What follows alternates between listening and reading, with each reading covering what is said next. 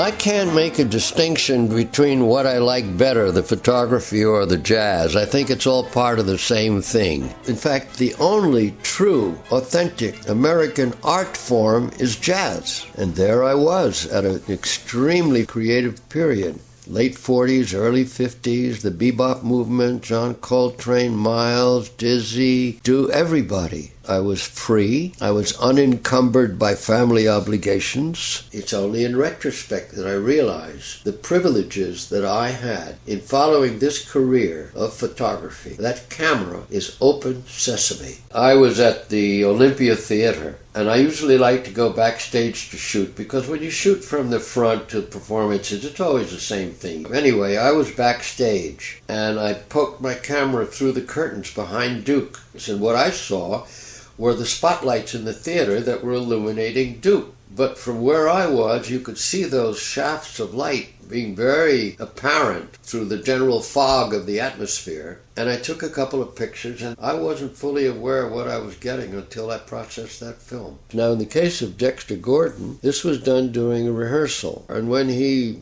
exuded all of this smoke, the flash from the light in the ceiling illuminated the smoke. I couldn't see it until that went off. I never did understand how any human being could contain that much smoke in his lungs. It looks like a mushroom cloud to me. Well, of course, Lester Young was one of the icons of jazz. I have one picture of him standing in a recording studio. He's relaxed and listening to a playback. And there's a word I use, he looks schlochy. He's really ill-kempt and relaxed. But that's Lester. But his playing had great taste. Lester Young was well known for the hat he wore, which was distinctively his.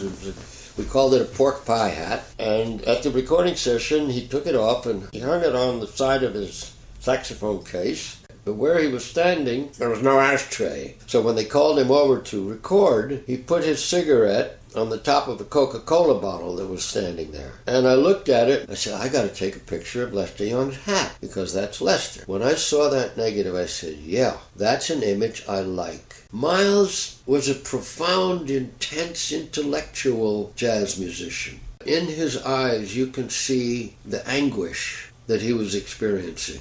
He knew he was dying. He knew he was in bad shape. And you can read that into this shot. But he is so beautiful. His features were Nubian, very defined bone structure. The skin quality was like black satin, perfect for black and white photography. There was a radiance, a sheen to it. In 1960, they were shooting a film in Paris called Paris Blues. So naturally, I wanted to be there to be able to hang around backstage and shoot these pictures. Those are the best circumstances to get the best shots. And Louis was there with Duke and Diane Carroll, a very dear friend, wonderful singer. And they just sort of got together to kill time at the piano. And there I was. In this case, this particular shot of Ella at her birthday, the light behind her shone through under her chin and gave a little glow. And the light behind me illuminated the audience. I didn't pay much attention to this particular shot until recently, when somebody pointed out Duke's expression of sheer reverence for the singer. And then behind him is Benny Goodman, or as my mother used to call him, Goody Benman. My mother didn't know anything about jazz, and when I tried to explain it to her, I found it was pointless. She couldn't conceive of this kind of music, but I could, and I loved it.